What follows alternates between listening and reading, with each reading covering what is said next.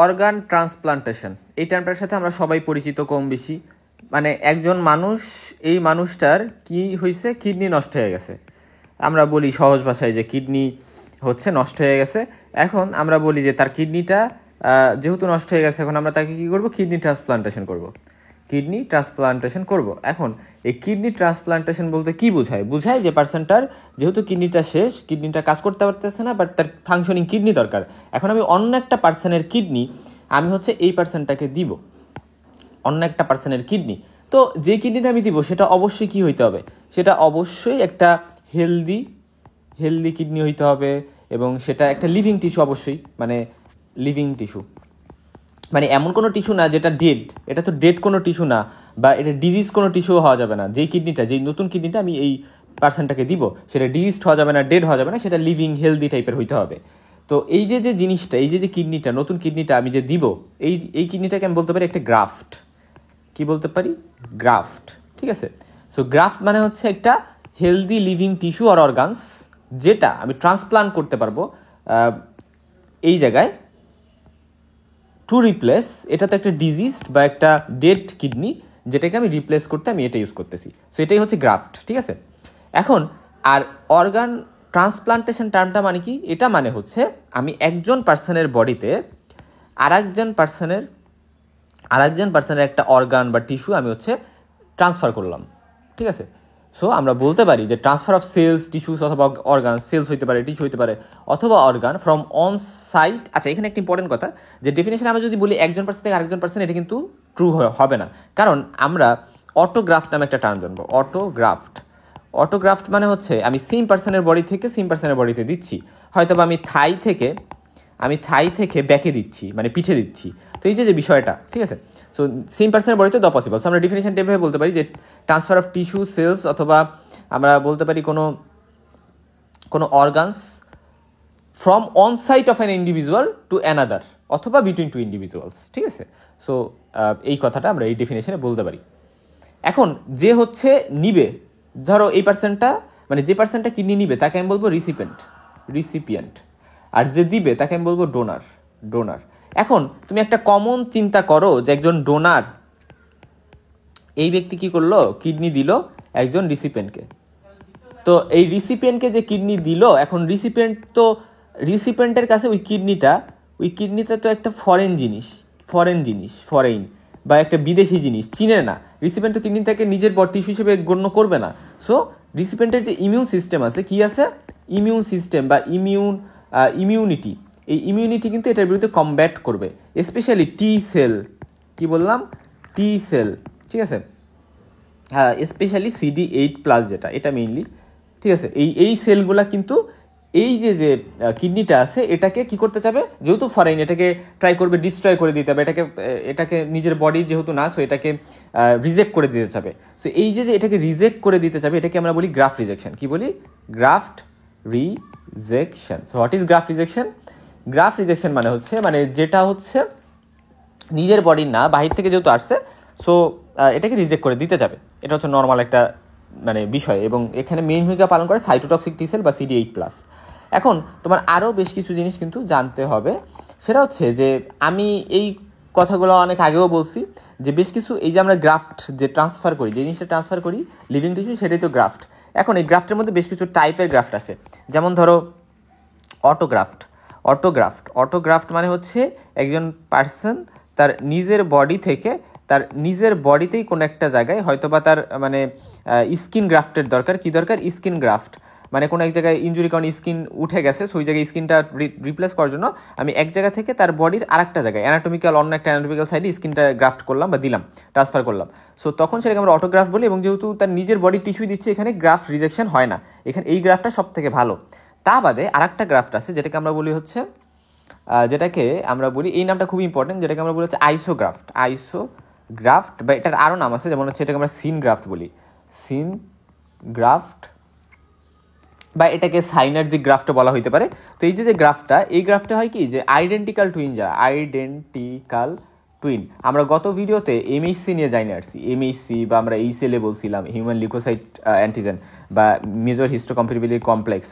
এইগুলা দেখা যায় যে আইডেন্টিক্যাল টুইন্সদের মধ্যে দুইজন পার্সনের মধ্যেই কিন্তু সেম থাকে, অর্থাৎ এমএসসি কন্টেন্ট বা এই যে জিন এমএসসি জিনগুলা সেগুলো সেম থাকে, কোনো ডিফারেন্স থাকে না, কোনো টাইপিং বা ম্যাচিংয়ের দরকার নেই। সো এইগুলাই হচ্ছে গিয়ে মানে 100% ম্যাচ করে যাবে। সো এই পার্সনগুলোও কিন্তু একে অপরকে দিতে পারবে, এই ক্ষেত্রে গ্রাফ রিজেকশন হবে না। তো এটাকে আমরা বলতেছি আইসোগ্রাফ বা সিন গ্রাফ, ঠিক আছে? এই জিনিসটা গেল। এরপরে আরেকটা যে গ্রাফট আছে সেটা হচ্ছে অ্যালোগ্রাফট।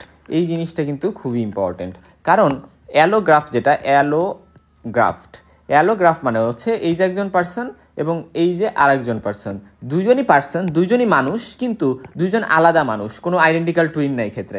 সো এই পার্সনটার জিনিস এই পার্সনটা এখন বিদেশি হিসেবে চিহ্নিত হবে বা নিজের বডির হিসেবে চিহ্নিত হবে, মানে নিজের বডির না, এরকম ফরেন হিসেবে। কিন্তু এই পার্সনটা যদি রিসিপেন্ট হয় আর এই পার্সনটা যদি ডোনার হয়, তাহলে কিন্তু এই পার্সনটার বডি সেটা রিজেক্ট করার চান্স অনেক বেশি থাকবে। সেই ক্ষেত্রে রিজেকশন চান্স অনেক হাই, বাট তারপর আমরা ট্রাই করবো এমএসসি ম্যাচিং করে দেওয়ার জন্য। হ্যাঁ, কিন্তু আরেকটা যে কন্ডিশন আছে, ধরো এটা একটা মানুষ, বাট এটা একটা গরু, বা আমি ধরলাম যে একটা গরু, হ্যাঁ।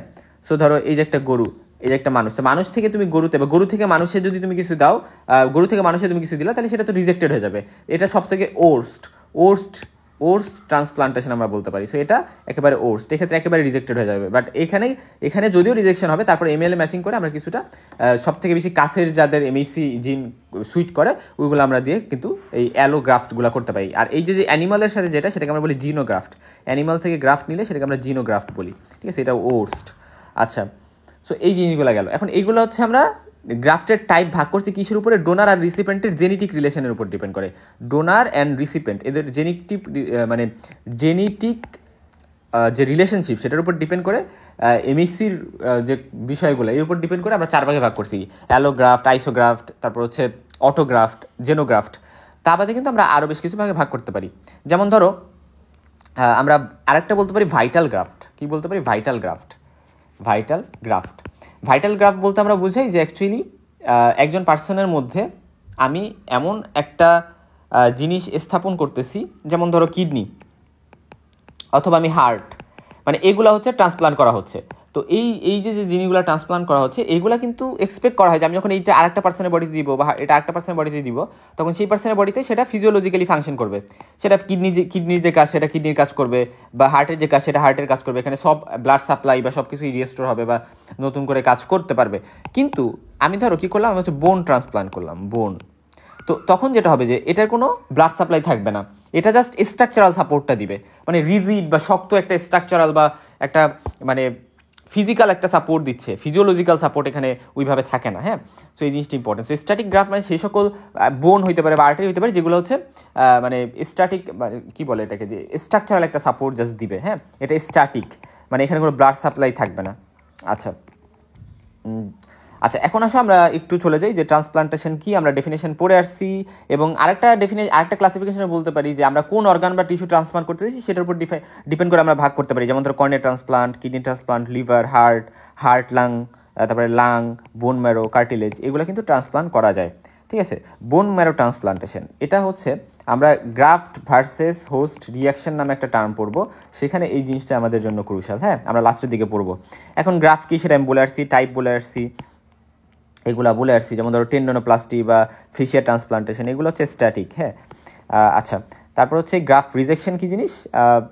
একজন ইন্ডিভিজুয়াল এর সাথে জেনেটিক্যালি নন আইডেন্টিক্যাল, অর্থাৎ আইডেন্টিক্যাল না, এদেরকে যদি দেওয়া হয় তাহলে অবশ্যই গ্রাফটাকে ডিস্ট্রয় করে দেওয়ার একটা টেন্ডেন্সি থাকবে বা রিজেক্ট করে দেওয়ার একটা টেন্ডেন্সি থাকবে, সেটাকে আমরা গ্রাফ রিজেকশন বলতেছি। এবং সাধারণত যেহেতু ফরেন বা নন সেলফ হিসেবে ওই জিনিসটাকে রিসিপেন্ট নেয়, এই জন্য কী হয় যে সেল মিডিয়েটেড আর হিউমেরাল দুই ইমিউনিটি এখানে চালু হয়ে যায় ইমিউন সিস্টেমের, এবং টি সেল মিডিয়েটেড মেইনলি এটা হয়, এবং সাইটোটক্সিক টি সেল বেশি ভূমিকা পালন করে গ্রাফট কিলিংয়ে। সো এইটার মানে কি বুঝতেছি, আমরা হাইপার সেন্সিটিভিটি পড়ছিলাম না, এবং সেখানে ডিলে যে হাইপার সেন্সিটিভিটি ছিল যেটা টাইপ 4 ছিল, সো টাইপ 4টা কিন্তু এখানে গুরুত্বপূর্ণ ভূমিকা পালন করে। আচ্ছা, এবং এরপরে আসো যে আমরা এখন যে জিনিসটা নিয়ে আলোচনা করব সেটা হচ্ছে যে এই যে গ্রাফ রিজেকশন, ঠিক আছে? তো গ্রাফ রিজেকশনের ক্ষেত্রে কি হয় যে মেনলি আমরা বুঝছি যে অ্যালো অ্যান্টিজেন যেটা, এটা নিয়ে আমরা বেশি কথা বলবো, যে অ্যালো অ্যান্টিজেন বা অ্যালোগ্রাফট, এটাকে আমরা অ্যালো অ্যান্টিজেনও বলতে পারি। তো অ্যালোগ্রাফট যখন বডিতে ঢুকছে, অ্যালোগ্রাফট ঢোকার পরে এখন পার্সনটা যে রিসিপেন্ট তার বডিতে এটা রিজেকশনের জন্য কাজ চলতে থাকবে, ইমিউন সিস্টেম সচল হবে। এখন এই অ্যালোগ্রাফকে ডিটেক্ট করে সেটাকে রিজেক্ট করার জন্য আমাদের দুইটা পাথওয়ে আমরা বলি, একটা হচ্ছে ডাইরেক্ট রিকগনিশন পাথওয়ে আর একটা হচ্ছে ইনডাইরেক্ট পাথওয়ে। ঠিক আছে, এখন ডাইরেক্ট পাথওয়ে আর ইনডাইরেক্ট পাথওয়েতে কী হয় সেটা নিয়ে আমরা একটু কথা বলবো একটু সংক্ষেপে। জাস্ট এখানে দুইটা বেসিক জিনিস মনে রাখবা। ফার্স্ট কথা, ধরো এটা হচ্ছে ডোনার, এটা হচ্ছে ডোনার পারসন, আর এটা হচ্ছে রিসিপেন্ট, এটা হচ্ছে রিসিপেন্ট। তো এখানে বেসিক যে কথাটা সেটা হচ্ছে, আচ্ছা তার আগে আমি একটু বলে দিই, এই যে আমরা ট্রান্সপ্লান্টেশন করি কখন কখন দরকার হয়। ধরো একটা অর্গান সেটার ফেলিওর হয়ে গেছে, এখন ফেলিওর হয়ে গেলে তুই জায়গায় ট্রান্সপ্লান্টেশন দরকার হবে, কোনো জায়গায় রিকনস্ট্রাকশন সার্জারি লাগবে, সেখানেও ট্রান্সপ্লান্টেশন করা যেতে পারে। রিমডেলিংয়ের জন্য রিকনস্ট্রাকশন, রিমডেলিং বা কসমেটিক সার্জারিতেও, হ্যাঁ কসমেটিক সার্জারিতেও কিন্তু এখানে করা যেতে পারে। ইভেন হেয়ার ট্রান্সপ্লান্টও কিন্তু করা হয়। তারপরে হচ্ছে রিহ্যাবিলিটেশন, আর যেমন একবার রিকনস্ট্রাকশন, রিমডেলিং, রিহ্যাবিলিটেশন, তারপরে হচ্ছে অর্গান ফেলিওর অথবা হচ্ছে কসমেটিক সার্জারি, এই সকল ক্ষেত্রে আমরা ট্রান্সপ্লান্টেশন করতে পারি। এবং ট্রান্সপ্লান্টের জন্য normally skin grafting, cornea transplantation, kidney transplantation, bone marrow transplantation, liver cartilage transplantation বা টেন্ডিনোপ্লাস্টি, এগুলো কিন্তু নর্মালি করা হয়। এখন আসো যে আমরা হচ্ছে কি নিয়ে কথা বলবো, ডাইরেক্ট আর ইনডাইরেক্ট পাথওয়ে। এখন ডাইরেক্ট পাথওয়ের ক্ষেত্রে যে জিনিসটা মাথায় রাখতে হবে, যে ডাইরেক্ট পাথওয়েতে কী হয়, যে এই যে এটা তো হচ্ছে এটা কি, এটা হচ্ছে ডোনার আর এটা হচ্ছে রিসিপেন্ট। এখন এই ডোনার থেকে আমি একটা গ্রাফট দিব হচ্ছে রিসিপেন্টে। তো সেক্ষেত্রে ধরো আমি দিলাম, দেওয়ার পরে এখন যে জিনিসটা ইম্পর্টেন্ট যেটা মাথায় রাখতে হবে, আমি ধরলাম এটা হচ্ছে গ্রাফট যেটা আমি দিছি, ট্রান্সফার করছি রিসিপেন্টের মধ্যে। এখন রিসিপেন্টের, এখন এই গ্রাফটের যেই বিষয়টা একটু ভালো করে লক্ষ্য করো, সেটা হচ্ছে যে গ্রাফটের যে অ্যান্টিজেন প্রেজেন্টিং সেল, মানে এই গ্রাফটের মধ্যেই, এই গ্রাফটা যে নতুন রিসিপেন্টের মধ্যে আসলো, তো এই গ্রাফটের মধ্যেই যে অ্যান্টিজেন বা এপিসি সেল, এই সেলটাই কি করতেছে, আমার এই গ্রাফটের যে অ্যান্টিজেনটা, মানে গ্রাফটের ধরো অনেক অ্যান্টিজেন আছে, রাইট, এখানে অ্যান্টিজেন, এখানে অনেক অ্যান্টিজেন আছে। সো আমি এই জিনিসটাকে এখানে একটু বড় করে দেখাই, এই জিনিসটাকে এখানে একটু বড় করে দেখাই। ধরো এটা হচ্ছে গ্রাফট, তো এই গ্রাফটের মধ্যে কি আছে, এপিসি আছে, অ্যান্টিজেন প্রেজেন্টিং সেল আছে। তো এই অ্যান্টিজেন প্রেজেন্টিং সেলগুলাই এই গ্রাফটের যে অ্যান্টিজেন, এখানে অনেক অ্যান্টিজেন আছে, এই অ্যান্টিজেনগুলোকে প্রেজেন্ট করবে এভাবে, মানে সারফেসে নিবে, সারফেসে নিয়ে এখানে এমএসসি মলিকিউল দ্বারা এগুলোকে প্রেজেন্ট করবে। এটা এমএসসি, ধরো এমএসসি, সো এমএসসি মলিকিউল দ্বারা এটা ধরো প্রেজেন্ট করবে। ফর এক্সাম্পল এটা হচ্ছে এমএসসি ওয়ান মলিকিউল দ্বারা, এটা এমএসসি ওয়ান ধরলাম ক্লাস 1, তো এটা দ্বারা হচ্ছে এই যে অ্যান্টিজেনগুলো সেগুলোকে প্রেজেন্ট করবে, কার কাছে প্রেজেন্ট করবে, CD8 এর কাছে। আমি ধরলাম CD8 যে সেলটা, সেটা যদি CD8 হয় তাহলে CD8 হয়, তাহলে CD8+, তাহলে এটার কাছে হচ্ছে অ্যান্টিজেনটা এভাবে কী করবে, অ্যান্টিজেনটাকে এটা CD8 এর কাছে দিবে। তো এভাবে মেনলি কী করলো, আলটিমেটলি এইখানে যে পয়েন্টটা মনে রাখা ইম্পর্টেন্ট, যে গ্রাফটের ইজ অ্যান্টিজেন প্রেজেন্টিং সেল, সেটাই এক্ষেত্রে এটাকে প্রেজেন্ট করতেছে কার সিডি বা কার টি সেলের কাছে, ফার্স্ট রিসিপেন্টের টি সেলের কাছে। সবসময় রিসিপেন্টের টি সেলের কাছেই হচ্ছে গিয়ে জিনিসগুলোকে প্রেজেন্ট করা হবে, বা তার রিসিপেন্টের টি সেলই তো কাজ করবে, বা ইমিউন সিস্টেম, রিসিপেন্টের ইমিউন সিস্টেমই তো এটাকে ধ্বংস করবে। বাট এখানে অ্যান্টিজেন প্রেজেন্টিং সেলটা হচ্ছে গ্রাফটেরই, অর্থাৎ ডোনারেরই, ঠিক আছে, এটা হচ্ছে ডাইরেক্ট পাথওয়েতে। সো এভাবে এটার এই যে গ্রাফটাকে আস্তে আস্তে ট্রাই করবে ডিস্ট্রয় করে দিতে, রিজেক্ট করে দিতে। এবার যে ঘটনাটা ঘটছে, ধরো এটা হচ্ছে গ্রাফট, তো এই গ্রাফটা, এবার এই গ্রাফটার যে অ্যান্টিজেনগুলা, এই গ্রাফটাতে তো অ্যান্টিজেন আছে, এই যে অ্যান্টিজেন, সো এই অ্যান্টিজেনটাকে এবার রিসিপেন্টের যে এপিসি সেটাই এবার নিতেছে। সো রিসিপেন্টের এপিসি এটাকে নিচ্ছে, রিসিপেন্টের এপিসি এটাকে হচ্ছে সারফেসে প্রেজেন্ট করতেছে। সো সারফেসে রিসিপেন্টের এপিসি প্রেজেন্ট করতেছে, এবং প্রেজেন্ট করে এটাকে এই রিসিপেন্টের যে টি সেল সেটার কাছেই দিতেছে এমএসসি মলিকিউলের মাধ্যমে, ঠিক আছে। জাস্ট ডিফারেন্সটা ডাইরেক্ট আর ইনডাইরেক্ট পাথওয়ের মধ্যে ডিফারেন্সটা ওই জায়গাতে, যে ডাইরেক্টের ক্ষেত্রে হচ্ছে ডোনারের যে গ্রাফটা ছিল, ওই গ্রাফ থেকেই এপিসি, নিজের এপিসি হচ্ছে রিসিপেন্টের কাছে প্রেজেন্ট করতেছে। আর ইনডাইরেক্টের ক্ষেত্রে হচ্ছে রিসিপেন্টের এপিসি আর টি সেল সবই রিসিপেন্টের জিনিসই কাজ করতেছে গ্রাফটকে ধ্বংস করতে, ঠিক আছে। সো এই দুটো ডিফারেন্স আছে। সো দেখো এখন যদি আমরা একটু দেখি যে ডাইরেক্ট পাথওয়েতে recipient T cell recognise allo antigen, মানে ডোনারের যে অ্যান্টিজেনটা বা গ্রাফটা এমএসসি মলিকিউলের মাধ্যমে, যেটা ডোনারের এপিসির মাধ্যমে বা গ্রাফটের যে এপিসি ছিল সেটার মাধ্যমে এই রিসিপেন্টের টি সেলের কাছে প্রেজেন্ট করা হয়েছে, এবং এভাবে তো আস্তে আস্তে ক্লিনটা হয়ে যাবে, গ্রাফটের রিজেকশন হবে। আর ইনডাইরেক্টের ক্ষেত্রে যেটা হয়, যে রিসিপেন্টের ওন এপিসি এই ক্ষেত্রে এমএসসির মাধ্যমে অ্যান্টিজেনটাকে হচ্ছে নিজের যে টি সেল, রিসিপেন্টের যে টি সেল সেখানে প্রেজেন্ট করবে গ্রাফটের যে অ্যান্টিজেনটাকে। সো কারণ এটা করার পরে কি হলো, CD4 T cell recognize graft antigen ওই যে টি হেল্পার মানে টি সেল রিসেপ্টরের মাধ্যমে পরবর্তীতে দেখা যায় যে মানে সাইটোটক্সিক টি সেলের দিকে অ্যাক্টিভেশন হবে এবং ডিলেড হাইপারসেন্সিটিভিটি রিঅ্যাকশন হবে এবং গ্রাফটের ইনজুরি হবে। আচ্ছা, ওই যে টাইপ 4 হাইপার সেন্সিটিভিটি যেটার মাধ্যমে। এখন এই যে আমরা বললাম এখানে সেল মিডিয়েটেড ইমিউনিটিকে মেইনলি গুরুত্ব দিলাম, কিন্তু অ্যান্টিবডি মিডিয়েটেড রিঅ্যাকশনও কিন্তু এখানে হবে। কারণ আমি ধরলাম এটা T helper cell. So T helper cell যখন আসলে অ্যাক্টিভেটেড হয় তখন এটা কিন্তু দুটো ডিরেকশনে যেতে পারে। এটা হচ্ছে কিন্তু অ্যান্টিবডি মিডিয়েশন বা হিউমারাল ইমিউনিটির দিকেও যাইতে পারে। সেক্ষেত্রে বি সেলকে অ্যাক্টিভেট করবে এবং অ্যান্টিবডি তৈরি করবে এবং সেভাবে এটা করতে পারে। বা আমরা বলতে পারি যে কমপ্লিমেন্ট ডিপেন্ডেন্ট সাইটোটক্সিসিটি যেটা কমপ্লিমেন্টকে অ্যাক্টিভেশনের মাধ্যমে, তারপরে ইনফ্লামেশনের মাধ্যমে, ওই যে আমরা বলছিলাম যে কমপ্লিমেন্টের মধ্যে কিছু আছে ইনফ্ল্যামেটরি রেসপন্স ক্রিয়েট করতে পারে, রাইট? সো সেটা ইনফ্লামেশনই যে মেকানিজম আমরা যেটা টাইপ 2 হাইপারসেন্সিটিভিটিতে পড়ছিলাম, সো সেই মাধ্যমে কিন্তু এটা করতে পারে। সো অ্যান্টিবডি মিডিয়েটেড রিঅ্যাকশন যখন হয়, আমরা কিন্তু ওই যে যখন টাইপ 2 হাইপারসেন্সিটিভিটি পড়ছিলাম সেখানে গ্রাফ রিজেকশন পড়ছিলাম, গ্রাফ রিজেকশন। সো ওই যে গ্রাফ রিজেকশনগুলো পড়ছিলাম ওইগুলো হচ্ছে এই যে অ্যান্টিবডি মিডিয়েটেড, হ্যাঁ। বাট সেল মিডিয়েটেড মেইনলি হচ্ছে গ্রাফ রিজেকশনে বেশি ভূমিকা পালন করে, ডিলেড হাইপারসেন্সিটিভিটির মাধ্যমে বেশিরভাগ গ্রাফ রিজেকশন হয়, ঠিক আছে। বা হচ্ছে ADCC যেটা অ্যান্টিবডি ডিপেন্ডেন্ট সেল মিডিয়েটেড সাইটোটক্সিসিটি। আচ্ছা, সো এইভাবেও কিন্তু কিলিং হইতে পারে, যেটা পারফোরেন্স গ্রানজাইমসের মাধ্যমে আমরা জানি। গত ভিডিওগুলো না দেখলে এই জিনিসগুলো আসলে অত বুঝবা না, কারণ ইমিউনিটির মেইন বেসিক আমি আগের ভিডিওগুলোতে আমি কভার করছি, 9টা ভিডিও অলরেডি আপলোড করছি প্লে লিস্টে, এটা 10 নম্বর ভিডিও। আচ্ছা, এরপরে হচ্ছে গ্রাফ রিজেকশনকে আমরা আরেকটাভাবে কি করতে পারি, আমরা তো পাথের কথা বললাম, ডাইরেক্ট ইনডাইরেক্ট, বাট আমরা হচ্ছে গ্রাফ রিজেকশনকে যদি বলি ক্লাসিফাই করো তাহলে 3ভাবে করতে পারি, হাইপার অ্যাকিউট, অ্যাকিউট আর হচ্ছে ক্রনিক। তো হাইপার অ্যাকিউট রিজেকশনটা হচ্ছে মেইনলি মনে রাখবা, হাইপার অ্যাকিউট হচ্ছে টাইপ 2 হাইপার সেন্সিটিভিটি, ঠিক আছে। আর যেটা হচ্ছে অ্যাকিউট আর ক্রনিক এগুলো মেনলি ডিলেড হাইপার সেন্সিটিভিটি বা টাইপ 4 হাইপার সেন্সিটিভিটি, বা টাইপ 3ও কিছুটা আছে, হ্যাঁ। অ্যাকিউট ক্রনিকের টাইপ 3-এরও কিছুটা কন্ট্রিবিউশন আছে, বাট মেনলি টাইপ 4 আর হাইপার অ্যাকিউটটা টাইপ 2 হাইপার সেন্সিটিভিটির মাধ্যমে মেনলি হচ্ছে এরা কাজ করে। এখন আসো যে জিনিসটা আমাদের জানতে হবে, এবং হাইপার সেন্সিটিভিটি রিঅ্যাকশনের মাধ্যমেই তো দেখা গেছে এই গ্রাফগুলোকে রিজেক্ট করে দেয় আলটিমেটলি, হাইপার সেন্সিটিভিটি বা ইনঅ্যাপ্রোপ্রিয়েট বা এক্সাজারেটেড মানে ইমিউন রেসপন্সের কারণেই। আচ্ছা, এখন হাইপার অ্যাকিউট মানে হচ্ছে ধরো এই যে একজন পার্সন, তো এই পার্সনটা কী করছে, এটা এ পার্সনটা এই বি পার্সনকে আগে একবার ব্লাড দিছিল, কী করছিল, ব্লাড ট্রান্সফিউশন করছিল। তো ফলে যেটা হয়েছে এই পার্সনটার বডিতে আগে হচ্ছে একটা অ্যান্টিবডি তৈরি হয়ে আছে এই পার্সনের মানে যে অ্যান্টিজেন, ব্লাড তো অ্যান্টিজেন হিসেবে কাজ করছে RBC। সো ওইখানে এটা কি হিসেবে কাজ করতেছে, এটা হচ্ছে মানে বি পার্সনটার বডিতে অ্যান্টিবডি তৈরি হয়ে আছে। এখন এই পার্সনটা কী করলো, ফলে এখানে একটা প্রিফর্মড অ্যান্টিবডি আছে, প্রিফর্মড অ্যান্টিবডি। সো এই পার্সনটা বি পার্সনের ক্ষেত্রে যেহেতু আগে এদের মধ্যে একবার কানেকশন হয়েছে, বা আমি ধরলাম আগে একবার অর্গান ট্রান্সপ্লান্টেশন করছিল, সো যাই হোক মানে এর ফলে একটা কানেকশন হয়ে আছে, যার ফলে অ্যান্টিবডি তৈরি হয়েছে। এখন কোনো কারণে যদি এই পার্সনটা থেকে আমি অর্গান ট্রান্সপ্লান্টেশন এই পার্সনটাই করি, তাহলে দেখা যেতে পারে খুব ইমিডিয়েট সময়ের মধ্যেই, খুব দ্রুত সময়ের মধ্যেই এটাকে রিজেকশন করে দিয়েছে। সো এটাকে আমরা বলি হাইপার অ্যাকিউট রিজেকশন, মানে খুব কম সময়ের মধ্যেই। যেমন ধরো হাইপার অ্যাকিউট রিজেকশন এর ক্ষেত্রে কি হয়, যে গ্রাফট ভাস্কুলেচার এর থ্রোম্বোটিক অক্লুশন, এবং এর ফলে যেটা হয় এটা মিনিট থেকে ঘন্টার মধ্যেই হইতে পারে।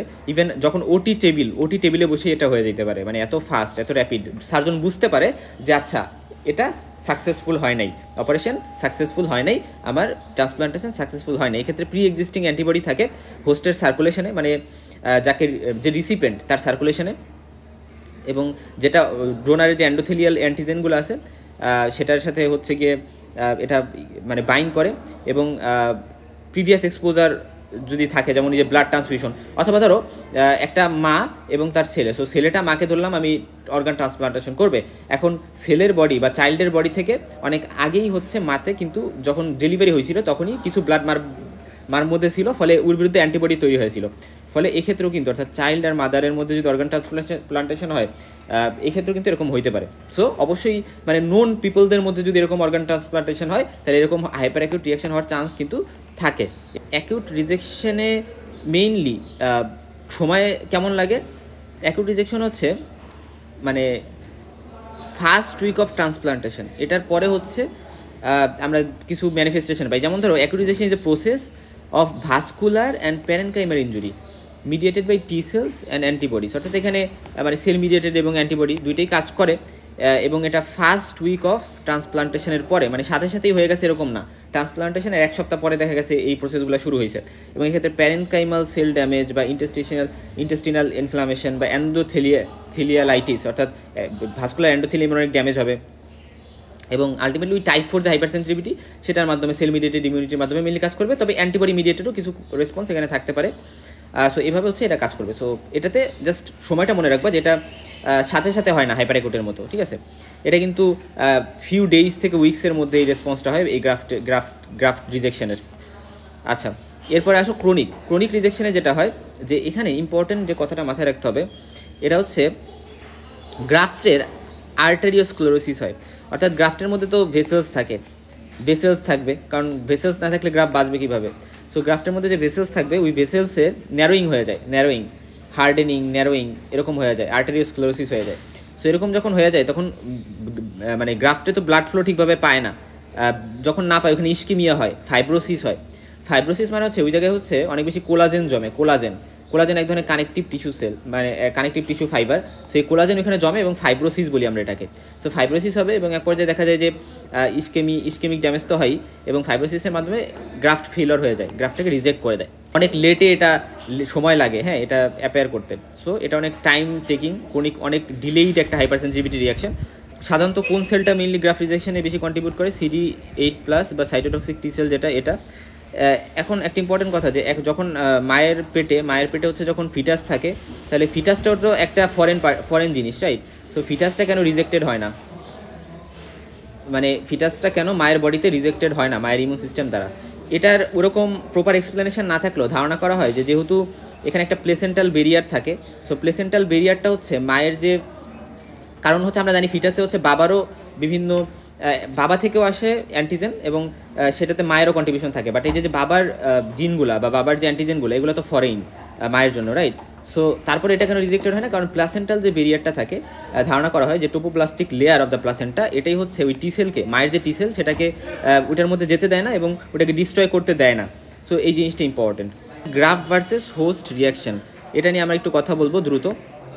গ্রাফট ভার্সেস হোস্ট রিয়াকশন, তো এখানে বিষয়টা একটু উল্টা। হ্যাঁ, এখানে বিষয়টা হচ্ছে এরকম, ধরো এই যে হচ্ছে মানে এটা ডোনার, হ্যাঁ, আর এটা হচ্ছে রিসিপেন্ট।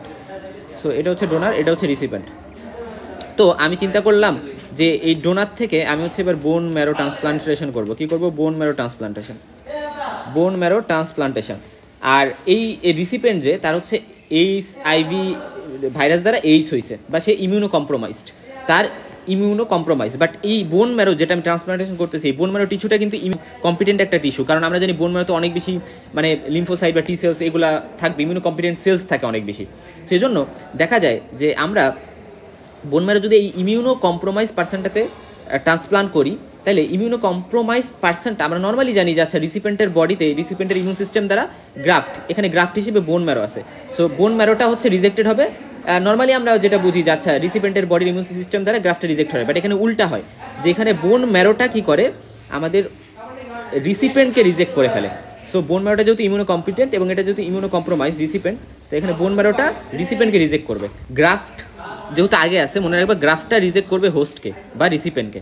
সো এইভাবে মনে রাখতে পারো। বাট একে গ্রাফট ভার্সেস হোস্ট ডিজিজও বলা হয়। কিছু কন্ডিশন আমাদের মাথায় রাখতে হবে, সেটা হচ্ছে যে গ্রাফট অবশ্যই ইমিউনো কম্পিটেন্ট টি সেল কন্টেন্ট করতে হবে, যেমন ধরো বোন ম্যারো ট্রান্সপ্লান্টেশনের ক্ষেত্রে, এবং হোস্ট অবশ্যই ইমিউনো কম্প্রোমাইজ হতে হবে, HIV থাকতে হবে, থাকতে পারে, বা অন্য কোনো ইমিউনো কম্প্রোমাইজ কন্ডিশন থাকবে। এবং 3 নম্বর পয়েন্ট যেটা, যে আমাদের যে রিসিপেন্ট, সেই রিসিপেন্টের টি সেল বা রিসিপেন্টের যে সেলগুলো সেগুলো এখানে কিছুই করতে পারবে না, বাট ডোনারের যে টি সেল সেটা কিন্তু রিসিপেন্টের সেলকে ফরেন হিসেবে আইডেন্টিফাই করে এবং এভাবে রিসিপেন্টকেই কিল করে ফেলে। এই গ্রাফট ভার্সেস হোস্ট রিয়াকশন কিছুভাবে কমানো যায়।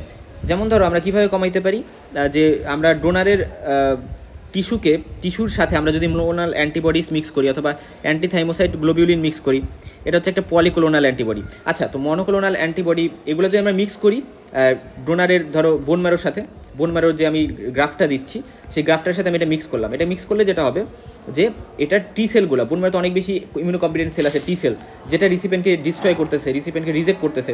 সো এই টি সেলগুলো নিউট্রালাইজ হবে। অনেক টি সেল দেখা যাবে যে মানে ইলিমিনেট হয়ে যাবে ম্যাচুর টি সেলগুলো, ফলে এটা অতটা বেশি ডিস্ট্রাকশন বা রিজেকশন করতে পারবে না। সেই ক্ষেত্রে সাইক্লোস্পোরিন ইউজ করা যাইতে পারে, সাইক্লোস্পোরিন এটাও ইউজ করতে পারি, বাট আমরা মেনলি এখানে মনোক্লোনাল অ্যান্টিবডিস ইউজ করি। মনোক্লোনাল অ্যান্টিবডি মানে হলো কি, এটা আমরা আর্টিফিশিয়ালি তৈরি করি এই অ্যান্টিবডিগুলো। আর মনোক্লোনাল কেন নাম হয়েছে, কারণ মনে রাখবা যে আমরা নর্মালি জানি যে আমাদের বি সেল কী করতে পারে, বিসেল হচ্ছে নর্মালি অনেকগুলো অ্যান্টিবডি তৈরি করতে পারে, আমাদের আইজি গেমড এভাবে আমরা মনে রাখছিলাম। সো এই 5টা ক্লাসের অ্যান্টিবডি তৈরি করতে পারে। বাট যদি এমন হয় যে আমি বিসেলের একটা সিঙ্গেল ক্লোন নিছি এবং একটা সিঙ্গেল ক্লোন নিয়ে আমি হচ্ছে এটা দিয়ে আর্টিফিশিয়ালি মানে অন্য একটা অ্যানিমালের গায়ে ইনজেক্ট করে সেটার মধ্যে আমি বিভিন্ন রিয়াকশনের মাধ্যমে এটা তৈরি করি মনোক্লোনাল অ্যান্টিবডি।